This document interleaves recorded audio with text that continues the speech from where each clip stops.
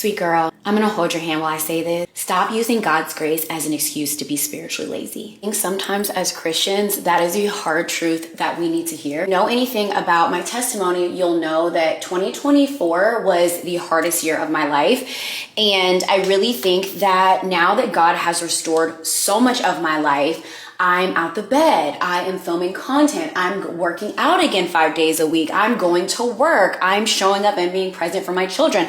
I'm cooking dinner. I am doing all the things, okay? In that, I had a moment last week where I really told myself, Bree, you are dead wrong. And this is where I believe that us as Christians have to hold ourselves accountable.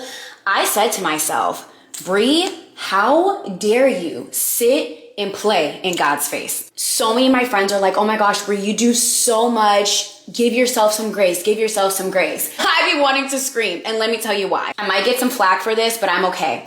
I think it is so important for us as Christians to hold ourselves accountable. God has a part and we have a part. And while I do think we need to remember to show ourselves grace, and he's gracious and he's kind and he's merciful, but we never need to play in his face. I think last year when I could not get out the bed, was suffering from extreme depression and anxiety, there was grace for that. I couldn't get out the bed, brush my teeth, be there for my children last year. There was grace for that. I was struggling so hard with my mental health and struggled with wanting to be here. There was grace for that. Fast forward to 2025, God has been so gracious and so kind to me. He has restored every aspect of my life. I get up, I go to the gym, I take care of my kids, I cook dinner, I hang out with my friends, I do content, like really showed up and showed out for me. And it's off of his strength that I'm able to do all those things. So now that he's been so gracious and kind to me, and this is where the self-accountability comes in, as I started to get busier, my quiet time with him became less and less. So kind to me, but yet here I am picking and choosing things over him when last year I wasn't. God has a part and we have a part. He did his part in restoring every aspect of my life, and now my part is to still put him first. No rhyme or reason why I can watch a YouTube vlog, but I haven't opened my Bible today.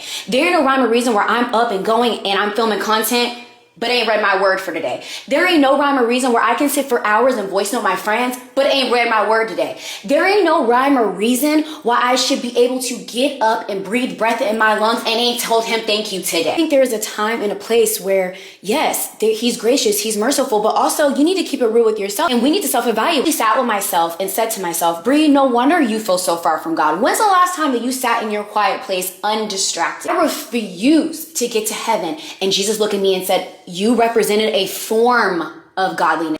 There we go. Take advantage of the fact that God gives us grace as an excuse to be spiritually lazy. I love you, sweet girl.